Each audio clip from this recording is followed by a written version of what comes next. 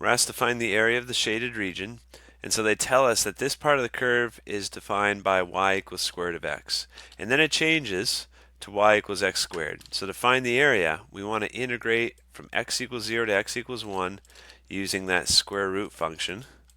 And I stopped it at 1 because then the function changes to x squared.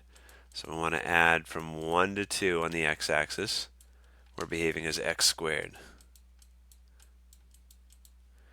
Okay, so to find that area, this is x to the 1/2 power. So the power rule of differentiation would say that the power needs to drop by 1.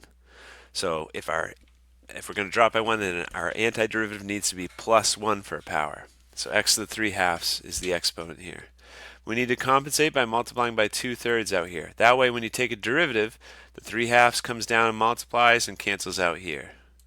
But then we evaluate that between 0 and 1. Then over here, this is x to the 3rd over 3.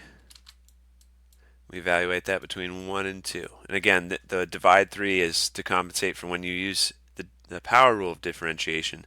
The 3 comes down and multiplies.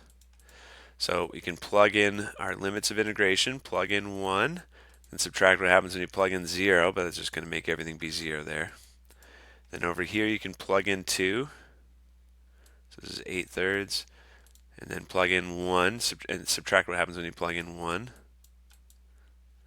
So we've got 2/3 as a result in this parentheses, 7/3 from this parentheses, so that's 9/3, or in other words, 3 for an area.